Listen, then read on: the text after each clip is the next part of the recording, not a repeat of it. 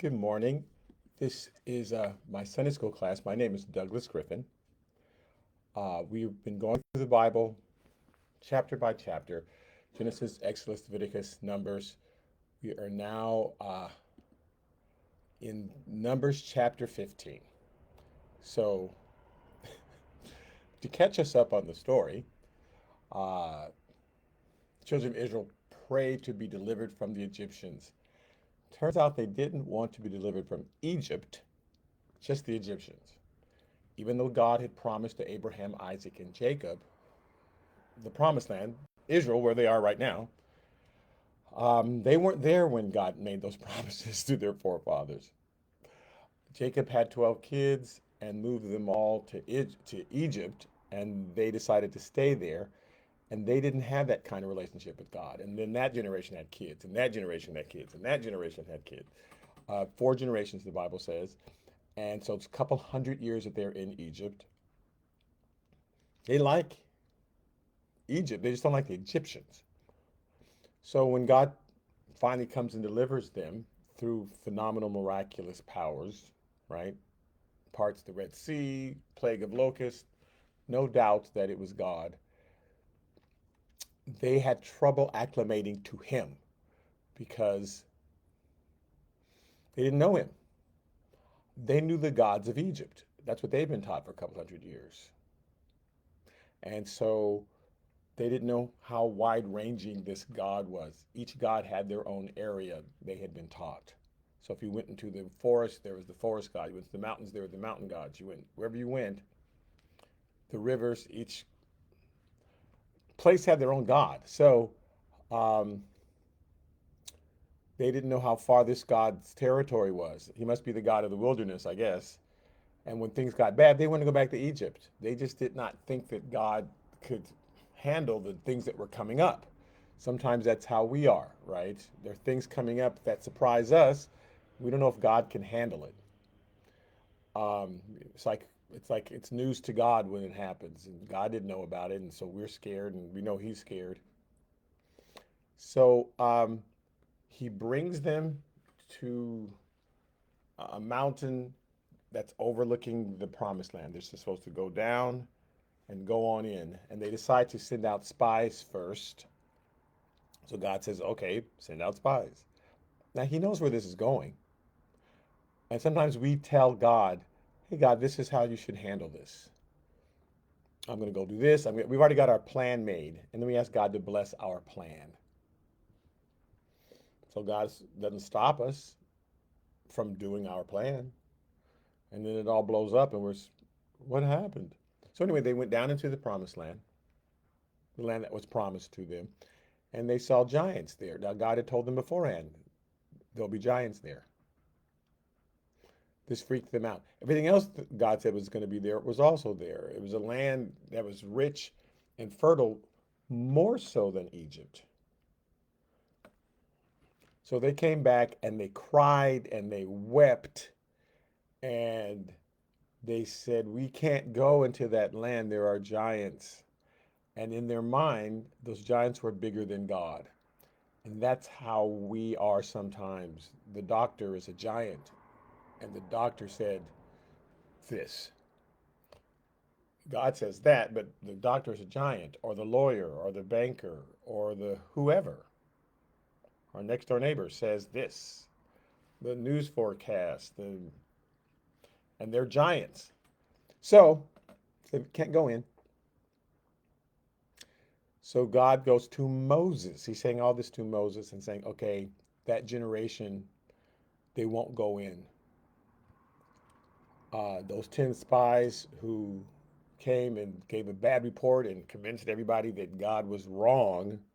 Because again, they see a cloud, they hear God thundering from the cloud, they're led by fire, a pillar of fire by night. How often does that happen, that a pillar of fire is floating in the sky and leading you places? But the spies came back and said, that pillar of fire, that's nothing compared to that 8 foot tall giant. Excuse me. So the spies convinced them. 10 of the 12 spies. Caleb and Joshua did not. I will start at the end of Numbers chapter 14. Caleb and Joshua said, no, we can do it. So God gives his verdict on those people. They will not go forward. And he tells all this, explains all this to Moses, and Moses is to deliver this to the people. God would have done this personally, but the people said, we don't want to hear from God. The first time he came down, Moses, you talk to God, because he's thundering. And this is their first contact with a real God. The gods of Egypt did not speak. The Bible calls them dumb, but they mean mute gods. So they're used to you going to an idol, leaving fruit there, you talk to it, and then in your mind it says okay to whatever you're planning on doing, and then you walk off. This is the first time they experience God speaking from the sky. So they say, no, you talk to Moses. Moses can talk to us. So God talks to Moses because that's what they wanted. And he tells them all this. In Numbers chapter 14, because we're doing 15 today, but we didn't quite finish 14, it says, my servant Caleb, because he has a different spirit in him and has followed me fully, I will bring into the land where he went, and his descendants shall inherit it. So he's talking about Caleb and Joshua. But just know Caleb, his descendants are the tribe of Judah, and Joshua, his descendants are the tribe of Joseph, Ephraim, Joseph's son Ephraim. That's where he came from. Both of them went together, but Caleb apparently did most of the talking, which is not surprising because Jesus came from the tribe of Judah. And it's not surprising that that particular tribe just has more faith than anybody else. And that's why he's singling out Caleb right here, but he means Caleb and Joshua. Verse 25 says, now the Amalekites, this is Numbers 14, very important. The Amalekites, and the Canaanites dwell in the valley. So tomorrow, so don't go down there. I've already said you're not going to go down there.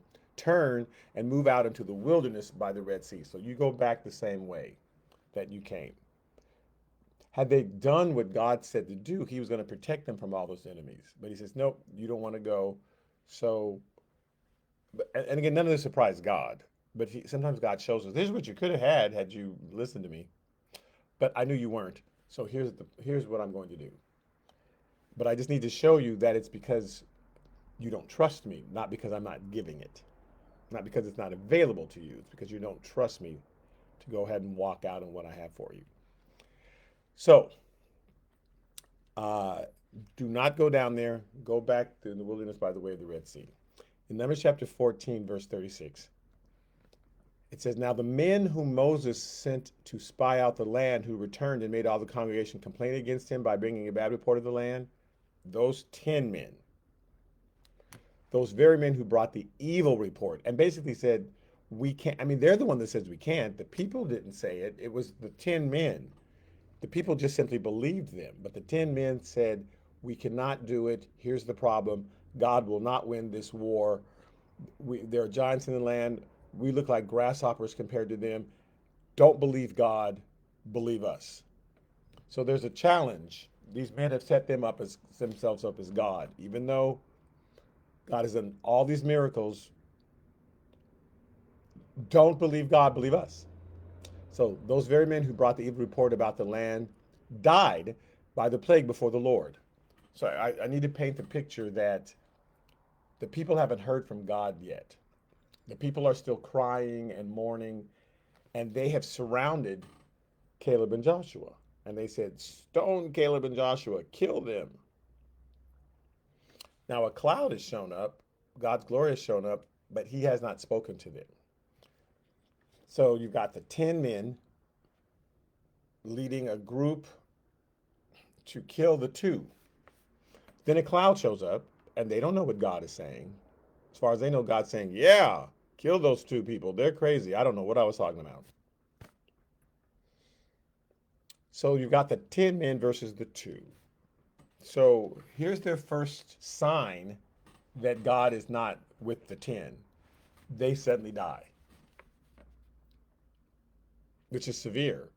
But it's kind of severe. Again, God's punishment matches the level of however aggressive, like fire is right next to you, the heat matches how close it is to you. If the fire is way far away, the heat's not Say, turn up the heat. What's way over there? But if it's right here in your face, that's not the time to play with fire. You're going to really get burned. And if God is right there in your face and you're saying no, then the consequences of that are swifter, bigger, because God's right there and you're saying no. We actually get to say no. Oh, God, I don't know if that's you, because we don't know if that's God or not. It's not like there's a cloud hanging outside of your house every day and fire hanging outside your.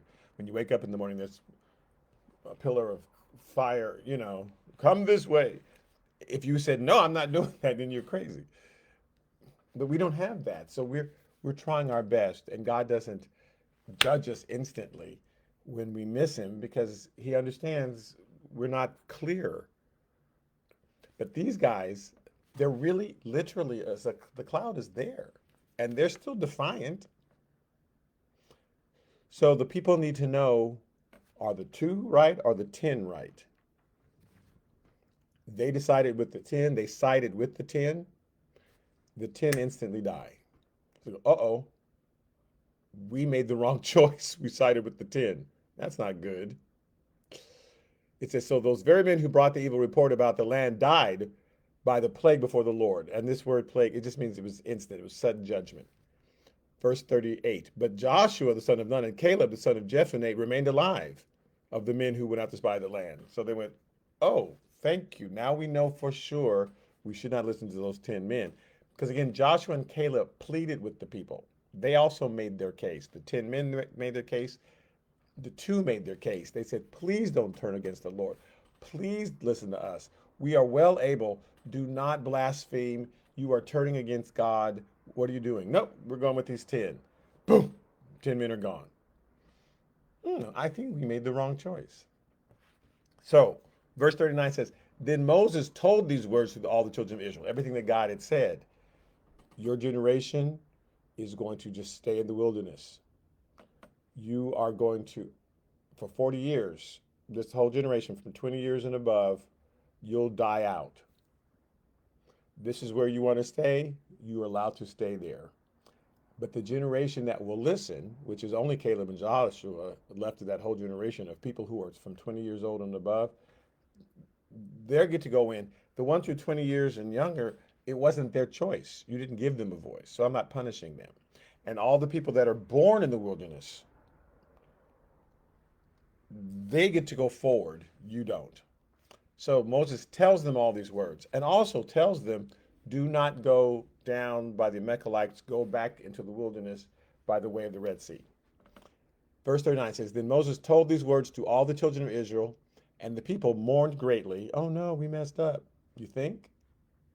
And they rose early in the morning and went up to the top of the mountain, saying, here we are, and we will go up to the place which the Lord has promised, for we have sinned. And God's like, what are you doing?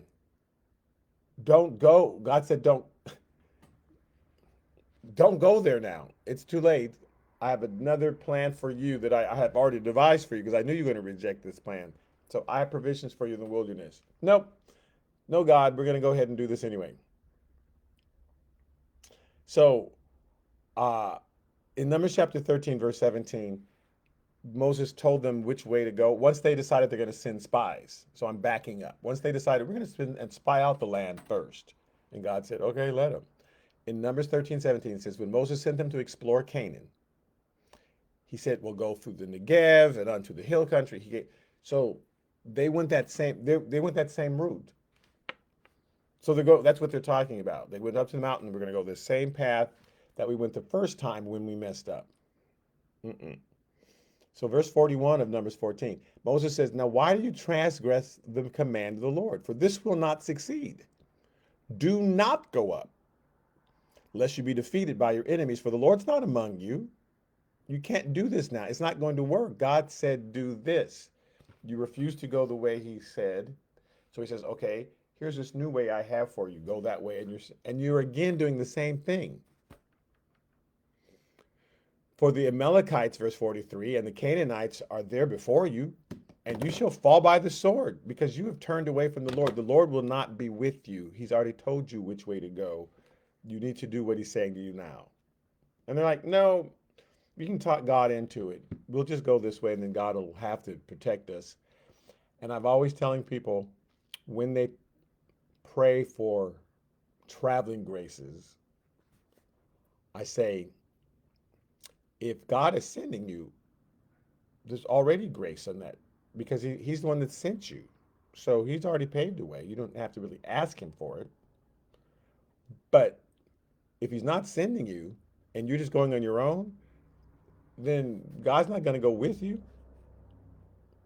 So that's what Moses said. God's not going with you. Verse 44, but they presumed to go up to the mountain. They said, we'll do it anyway.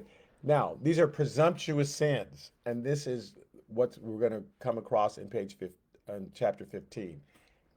You know for sure God said no, and you're just doing it right in his face. You're like defiant. Like, Moses is like, God just said this. You see that cloud light? This is what he just said.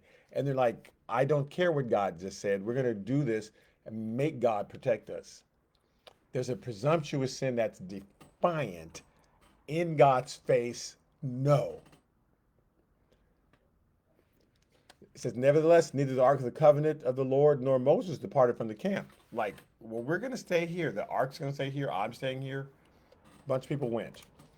Verse 45 says, the Amalekites and the Canaanites who dwelled in that mountain came down and attacked them because they went down into the Negev Valley. They came down from the second mountain. So they're up here. They went down to the valley. They came down and attacked them and drove them back as far as Hormah, which is on the other side of the Jordan, where Esau and his people are. Okay, so Numbers chapter 15. So they didn't listen. God didn't go with them. They presumed, and we're going to because there's different attitudes we have when we sin, believe it or not. God's not judging the specific sin as much as our attitude was when we were doing it. And Numbers chapter 15 gets into that. Okay, Numbers chapter 15, verse 1 through 4. And the Lord spoke to Moses, saying, speak to the children of Israel, and say to them, when you have come into the land you're to habit. So this is not for now. This is for when you come into land you're to habit, which I'm giving to you. Because you're going to, in 40 years, you're going to be there.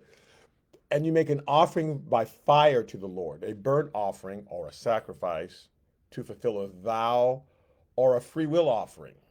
So there's three different kinds of offering. A burnt offering was given as a way of dedicating your life to the Lord, dedicating your way to the Lord. Sometimes you would make a vow, Lord, if you bless my crops this year, I vow to go to church every Sunday. Or there's a free will offering that you're offering up to the Lord. Free will offering. I'm just giving this to you, God, because I love you. These are also peace offerings, a fellowship offering. Like you might invite someone to your house. It's your free will. Come fellowship with me. And you're saying that to God. God, I'm offering this up to you to fellowship with me. And you take your first fruits of your grain or whatever, and you just offer them up to the Lord. You're giving them up to the Lord. Now, he doesn't come down and eat them. But symbolically, you're saying, thank you, Lord. I'm just saying thank you, and I'm fellowshipping with you. If you give any of those, or in your appointed feast to make a sweet aroma to the Lord from the herd of the flock, then he who presents his offering to the Lord shall, and he tells you for the next 7 verses how to present it. But under those circumstances, these sort of offerings, you're not going to offer them this way in the wilderness because you're going to be depressed and upset. So you're not going to dedicate yourself to me through a burnt offering. You're not going to vow, Lord, if you bless my crops, because you're just going to be wandering. He says, I know you. This is what you're going to do. You're not going to have a fixed abode. You're not going to have crops that you can offer up to me and all that stuff because you're just going to be wandering from place to place. And I'm going to feed you with manna. So you really don't have any of this. This is for when you get over to the other side. You won't even be in the mood to offer a free will, love, peace offering to me. So when you get to the other side, you start doing these things. This is how you're supposed to do it.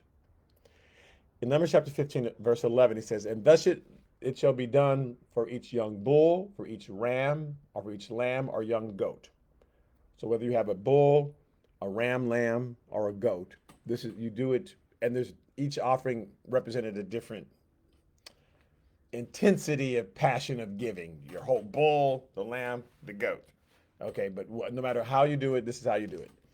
Verse 12 says, according to the number that you are prepare, so you shall do with everyone according to their number. This goat represents the 8 of us. These 7 goats represents the 80 of us. Okay. So however you do it, it represents those people in case you want to get, but we did 2 goats. Does that stand for 20 people? However you do it, just know, here's how I want you to do it. Verse 13, all who are native born shall do these things in this manner. Now, it's translated native born, but he means all of you who are from the line of Israel, because they were all born in Egypt. But all of you who are the line of Abraham, Isaac, Jacob, who's changed his name to Israel, all of you who are Israelites, and you're from that line, shall do these things in this manner, how I just explained it to you, in presenting an offering made by fire, a sweet aroma to the Lord. And if a stranger dwells among you, so somebody from Egypt, somebody from Ethiopia, like Moses' wife, that his sister and brother tried to yell at him for. If someone from an Arab country, oh, well, Egypt was an Arab country. Okay, but whoever is with you, they have to do the exact same things. I'm telling you how to do it, because each way they did it was teaching them something about God.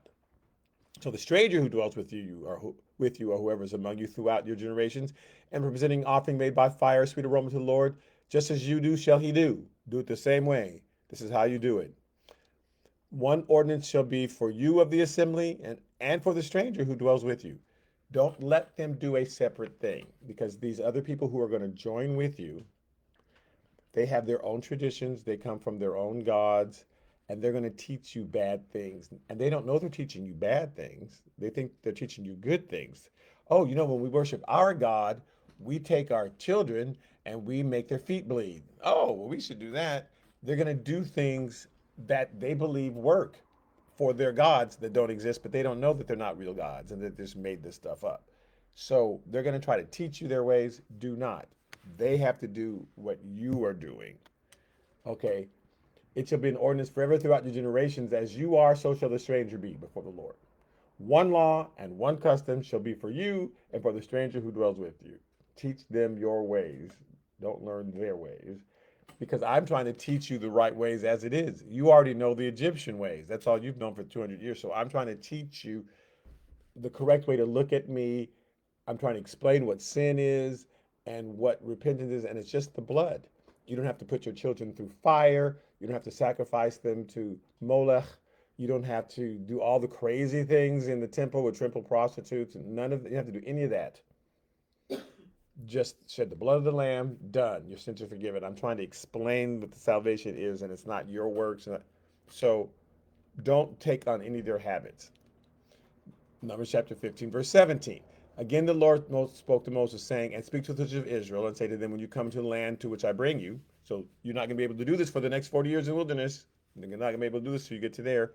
Then it will be when you eat of the bread of the land, which you won't have any here in the wilderness. You're just going to have manna every day, that you shall offer up a heave offering to the Lord. So these are instructions for 40 years from now.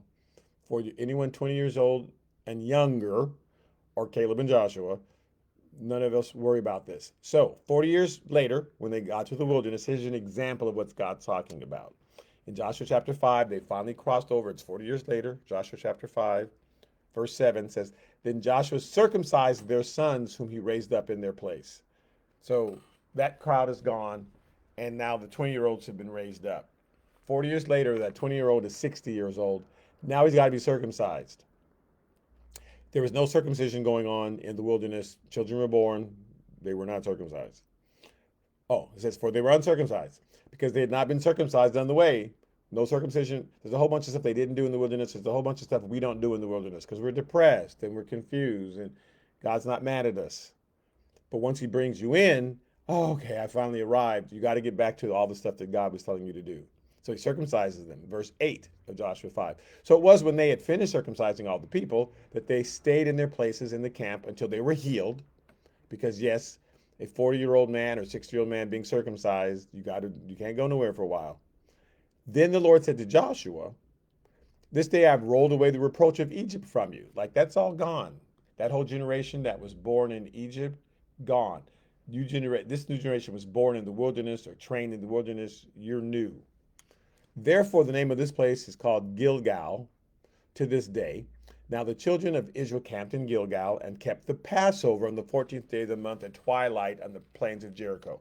So they went in on Passover and they kept the Passover and they had bread. Verse 11 says, and they ate of the produce of the land on the day after the Passover, unleavened bread and parched grain. And that very same day, they were able to make bread from the grain that was now in Israel, in the new land. They were able to do the stuff that God was talking about. He said, when you get there, you can do all this stuff. Then the manna ceased on the day after they had eaten the produce of the land.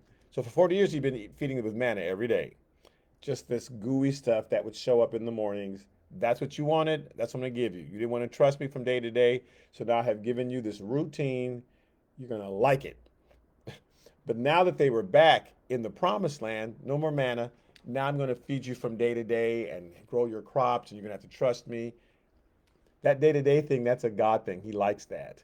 That I have it all planned out for the next 10 years. God doesn't like that because then we don't come to Him every day because we've already got our schedule made. We've got everything all planned out. And we don't have feeling the same necessity to come to God every day, to check in with Him. So He makes sure that circumstances happen that we got to check in with Him then. Now they're in the promised land. You're going to have to grow your own bread, grow your own stuff. You're going to sacrifice. You're going to do heave everything I told you about 40 years ago.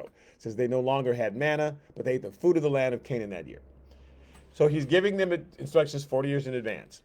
Numbers chapter 15, 20. You shall offer up a cake of the first of your ground meal as a heave offering of the threshing floor. So shall you offer it up on the first of your ground meal. You shall give to the Lord a heave offering throughout your generations. So this is for when you get to the promised land. Right now, you're going to be wandering out of the wilderness. And when we're in that state where God's trying to wear us out because we have bad habits, so He's wearing us out. And so that He can form the new habits. There are certain things that we're not expected to do. God knows we're not going to do. Not mad about it. People look back at certain periods of their life. Oh, I was away from the Lord during that time and I really wasn't. And God's like, yeah, I know. You were in the wilderness during that time and I'm not mad about you about that. Now that you've come back to the Lord, now that you're back in, I'm going to use you. Stop fretting about the wilderness. The wilderness is gone. I've removed that reproach from you. That time period in your life where you were doing whatever, now you're where I want you. Let's go for it. Okay, so this quickly is the laws concerning unintentional sin, intentional sin, and presumptuous sin. Now, again, presumptuous sin is the sin that they did when God said to them, do not go into the promised land. Do not go. You've decided not to go, so do not go. I will not be with you. And they said, no, we're going anyway. They're defiant. God's right there. The cloud is right there. When you're just right in God's face and you're saying, I'm not listening to you. I know better than you, God. That sort of thing is presumptuous sin, and there's immediate consequences for that. So He's going to talk about coming up. Here's what to do if you have unintentional sin, intentional sin, which is different than presumptuous sin. Intentional is different than presumptuous? Yes. So, Numbers chapter 15, verse 22. If you sin unintentionally and do not observe all these commandments which the Lord has spoken to you, this is a sin of omission. I've said do all these things and you didn't do them all. Not in my face like, God, I'm not going to do this one. You're stupid. You knew to do them all, I told you, but you forgot or neglected, or you didn't do them all. Here's 10 things I want you to do, and you did 7 of them. And you just got in the habit of not doing certain things. But it's not in your heart like, ha, ha, ha, I'm a show up God. It's just, there are things that I asked you to do, you didn't do. It says, all that the Lord has commanded you by the hand of Moses from the day of the Lord that He gave His commandment and onward throughout your generation. So all these things I've told you, and you're not going to do all of them. You're just not going to do all of them. He says, from the day that I first gave you commandment back in Egypt, all these laws, all these things, but it won't be on purpose. It won't be defiant, but they're just things you're going to get out of the habit of doing, things you're going to get drawn away and just get distracted. Now, this is in contrast to doing something that I told you not to do. This is not doing something that I asked you to do. In Leviticus chapter 4, he's talking about those sins of commission, where you're committing something I told you not to do. And again, not presumptuously. There's a difference between defiantly in God's face and just God said, don't do that. And you just forgot, basically. It left your brain. So you're doing something that God told you not to do. Or you forgot to do something God told you to do. He says, here's how you handle that. In Leviticus chapter 4, talking about doing the thing, he says, verse 13, now the whole congregation of Israel sins, if they sin, unintentionally, but this is about doing something. And the thing is hidden from the eyes of the assembly, like you just didn't realize. It says, and you have done something against any of the commandments of the Lord and anything which should not be done, and are guilty. Now, again, I told you not to do it. It's not like I had no idea. But just over time, you're doing stuff. Again, you're not doing it in my face to taunt me, but you're definitely doing stuff. When the sin which they have committed becomes known, like, oh man, we shouldn't have been doing that, then the assembly shall offer a young bull for the sin and bring it before the tabernacle meeting. I'm not mad at you. I'm not stupid God. I know you're going to do stuff. I'm okay with that. I'm not the God. How you sin? Oh, I can't believe it. If I'm standing next to you and there's a pillar of fire right in your face and you go, I'm going to do what I want, then I'm going to burn you up. But this other stuff, of course, you're going to mess up. And here's how you do it. Once you realize, oh man, this is once it becomes known, oh man, we should have done that. Okay, then, okay. In Numbers chapter 15, verse 24, it says, then it will be if it is unintentionally committed. These are the ones that you didn't do. The things God, here's 8 things to do and you only did 4 of them. So these are things you omitted to do without the knowledge of the congregation, meaning it wasn't defiantly in God's face. That the whole congregation shall offer one young bull as a burnt offering, as a sweet aroma to the Lord, along with its grain offering. So you're going to offer a burnt offering and a peace offering to God and its drink offering according to the ordinance. 1 kid of the goats is a sin offering, which is different than the burnt offering. That's, I'm rededicating myself to you, God. That's the burnt offering. The sin offering here, this is going to cover my sin. So the priest shall make atonement for the whole congregation of the children of Israel, and it shall be forgiven for them. For it was unintentional. They shall bring their offering, an offering made by the fire to the Lord, and their sin offering before the Lord. The burnt offering, sin offering, 2 different things. The sin offering covers all those things that God didn't even take the time to tell you, because he knows who we are. He knows we're disconnected from him, and that, we're going to crowd somebody and off the freeway or so. I don't know. We're going to do stuff that a sin is just missing the mark. God sets the mark, and anything that we do that's not quite what God would have done is a sin. It's just like, you can't be me. You can't be perfect. So I'm giving you this sin offering to cover all those things that you're not even aware are sins, and then I'm not even taking the time to tell you. We think that God has told us everything in the Bible. He has not. He's telling them the things that are going to keep them alive. There's a million sins. But God's like, the sin offering covers that. Jesus' sacrifice covers that. I can't. But here are the things that are going to destroy you if you do them. And that's what's listed in Leviticus, because I need to keep you alive. So there's ways of, if you make an idol God, I've got to destroy you. If you steal, kill, and these are the sins that you do, that there are things you do to me, or things you do to your neighbor that are going to cause you to kill each other. There's things you're going to do to the land, or things you might eat that are going to cause you to die. Those sins I'm telling you about, because I must preserve you alive, because I've got to bring the Messiah through you. But there's a whole bunch of sins that are not going to kill you. They're still sins, but they're not going to kill you. So I'm not going to bring all those up. Those are covered by the sin offerings. However, some of the things that I have told you, some of those things you're going to forget to do. And some of the things where I said don't do them, you're going to do them. But not presumptuously, not in my face. Those things, it says, it shall be forgiven the whole congregation of the children of Israel and the stranger who dwells among you, because the people did it unintentionally, meaning it wasn't defiantly. Verse 27, if a person sins unintentionally, then she should bring a female goat. And it just explains how you do it. Now, this has happened twice. You have examples of this twice, just so I can explain.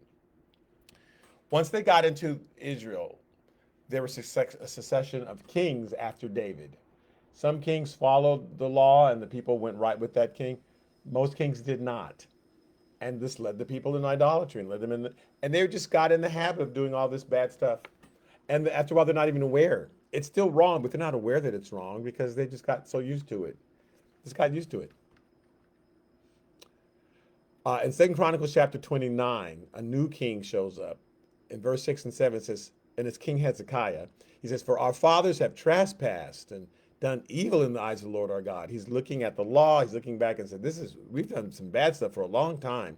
They have forsaken him, have turned their faces away from the dwelling place of the Lord and turned their backs on him. But God didn't wipe them out because they're not doing it intentionally. They've just slowly been drawn into sin and they've gotten used to sin. They've also shut up the doors of the vestibule, put out the lamps. This is stuff they've neglected to do. They have not burned incense. So the stuff they've done and stuff they've neglected to do. Sins of commission, sins of omission. They've not offered burnt incense or offered burnt offerings in the holy place for the God of Israel. Verse 21. So they brought 7 bulls, 7 rams, 7 lambs, 7 male lambs. It explains all what they did in order to do that. God says, here's the provision. Once you realize, oh man, we've been doing bad for a long time. Here's how you make up for that. Another time, after they came back from bondage, once God sent them away, because he has to, at a certain point, send us into captivity so that we recognize we're doing bad stuff. Because the bad stuff we're doing at some point might kill us. So, hey, I got to wake you up. So he sends them into captivity. So they go, oh, okay, we got really bad. We got really far away from God. When they came back, in Ezra chapter 8, it says the children of those who had been carried away captive, who had come from the captivity, they offered burnt offerings to the God of Israel. 12 bulls, 96 rams, 77 lambs, 12 goats. As a sin offering. They did exactly what God told them to do. And with the sin offering, the priest would lay his hands on the one goat. One goat was sacrificed. The other goat got to go free. And that was symbolic. See, all my sin is on you. And now that sin is cast away from you. And that sin, we're sending him out to the wilderness. He's the scapegoat. He gets to escape. But all of our sin goes on him. And that's why we have that word scapegoat. You're going to be the scapegoat. We're all going to blame you and make you the scapegoat. But you get to escape into the wilderness, and so your sin is far from you. Now, laws preserving presumptuous sins. But the person who does anything presumptuously, that means with, literally the words with a high hand, meaning you're putting your hand right in God's face. I don't know if you were, in the 80s, they had this expression, explain it to the hand because the face don't understand. And it's like, I'm putting my hand in your face. Let me stop you right there. And it was that kind of attitude. So it says, anybody who does something with a high hand, right in God's face, whether he is native born or a stranger, the one that brings reproach on the Lord, meaning blasphemes God right to his face, God's right there, and you're saying, no, I won't do what you say, he shall be cut off from among his people. All these other sins, forgiven. But it's not like these sins are forgiven, but I've got to eliminate you because you are a bad influence. You're defiant before God, and you're going to lead people into sins that will get them killed. So that person I've got to remove. That's like a cancer. I've got to remove it. Because he has despised the word of the Lord and has broken his commandment. That person shall be completely cut off, and his guilt shall be upon him. It's his fault. But that kind of thing I can't have, because now you're defying me, as opposed to you just got used to your own habits and started messing up. For example, verse 32. Now, while the children of Israel were in the wilderness, they found a man gathering sticks on the Sabbath day. God said, do not do anything on the Sabbath day. Don't do anything on the Sabbath day unless I tell you to. And I've told you, don't gather sticks. Don't gather food. I've given you enough provision on the 6th day, on that seventh day. Do the sort of things I'm asking you to do. But if he's working, he's like, oh, I got to go build a fire. No, you don't. I'll sustain your fire. God told them, do not do this. They heard his voice. This is one of the commandments where God gave them and spoke them from the mountain. So this person is saying, I know God said that from a fiery mountain, but I'm going to do it anyway. I'll just do it early in the morning before God wakes up. So they found him. They found him gathering sticks. Verse 33 says, and those who found him gathering sticks brought him to Moses. Because to make a fire, to do it, like, no. They brought him to Moses and Aaron and to all the congregation, and they put him under guard because it had not been explained what should be done to him. Now they knew he had to be killed, but they didn't know how. Because God says, if he says that person should be cut off, how? So okay, this person is defying God right in his face. So verse 35, then the Lord said to Moses, the man must be surely put to death, and all the congregation shall stone him with stones outside the camp. No crucifixion. Crucifixion doesn't exist. When that's not the type of execution, we'll stone him. Crucifixion doesn't exist until 1,200 years later, and the Romans introduced that. Hey, we got a new way to kill people. And that's why when David has a vision of the crucifixion, it's kind of amazing because it doesn't exist. They pierced my hand inside and my bones are out of joint, and he's describing the crucifixion. It doesn't exist. So they stoned people.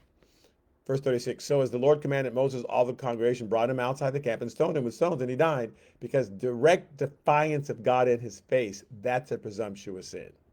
I've showed up, I sit outside, you say, do not do this. You see all my fire and clouds. Yeah, I see it, but I'm going to do it anyway. Okay, let me show you how I feel about that. Next, verse 37, again the Lord spoke to Moses, saying, speak to the children of Israel, tell them to make tassels on the corners of their garments throughout the generations, and to put a blue thread on the tassels of their corners. And if you've seen these prayer cloths that are so gorgeous, they have tassels all around them, and they're mixed with white and blue thread. And it's symbolic of the word of God. Like every time you look at it, remember my word. So I want you to wear these tassels and put them on the corners of their garments. Another word for corners sometimes is translated wings, the wings of your garment. Because it's the outer, like where the feathers would be for a bird. Corners, the wings of your garment. It says, put the blue thread and tassels on the corners. Now, in Malachi chapter 4, verse 2, I've said this before, he says, but to you who fear my name, the Son of Righteousness will arise. And God's Son of Righteousness is his Messiah. He's just like the sun shows up and gives light, he's the Son of Righteousness. He's not the son of light. He's the Son of Righteousness. He's going to arise with healing in his wings. They translated the wings here, but they should have said corners. He'll have willing, he's going to show up. And they had an image in their minds of the Messiah showing up with a huge prayer cloth. He's the Son of Righteousness with healings. There's healing in his tassels. In his tassels. And you shall go out and grow fat like the stall-fed calves. You're going to get prosperous and healed through him. He has healing for you in his tassels. They know that God is not a bird. So they never, healing in his wings. Wings is a poor translation. It should just be corners. This is why the woman with the issue of blood said, if I could just touch the hem of his garment where those tassels are, I'll be healed. Because I think he's the Messiah. No one else who was touching Jesus thought he was the Messiah. But this woman, he's the Messiah. He's the Son of Righteousness, and there's healing in his tassels. So if I touch him, I'll be healed. And that's why healing immediately went out, because he says, daughter, according to your faith. You believed that, and that's why it happened. I promised it, but if you don't believe my promise and go with it, it won't do you any good, because you're not doing the thing I asked you to do because you don't believe me. So I can say, hey, your throat is dry. Drink this water, and it will help your dry throat. But if you don't do it, it won't help your dry throat. So we still got to do the thing that God's telling us to do. If we do the thing, if we're obedient, then it happens. But he makes the promise. Now, we don't tell God. This is the thing that got accidentally twisted in the faith message. We don't tell God, hey, God, I'm going to do this, and then you got to heal me. And I'm just going to believe that you're going to do it this way, because we've kind of told God, here's what's going to happen. You come through. And it's the opposite. God speaks to our heart and says, go to the doctor 6 times, but on the 7th time you go, you're going to find you have a good report. So you go to the doctor 6 times. On the 7th time you go to the doctor, he looks back and says, oh, look, it's all cleared up. We were obedient to do what God told us to do. You can't say to God, I'm not going to go to the doctor anymore. I'm just going to stay home. I'm not going to go to the doctor, and because I just believe you're going to heal me. Well, did God say do that? Because if God didn't say do that, that's not going to happen. So you can't just tell God how the healing's going to come. He tells us, and it's our faith in what he told us. So faith has a part of it, but it's a faith in what God tells us. It's not us coming up with a formula and just believing it. It's not faith alone, it's faith in what God says. So she said, if I touch him, I'll be healed. And she was, but a whole bunch of people touched him. But she was being obedient to what God spoke to her heart. So, verse 39, you shall have the tassel that you may look upon it and remember all the commandments of the Lord and do them, and that you may not follow the harlotry to which your own heart and your own eyes are inclined. Because I want to do that. Look, they're doing that fancy thing with fire and blood, and do the things I've commanded you. They're going to keep you alive. Verse 40, and that you may remember to do all my commandments and be holy for your God.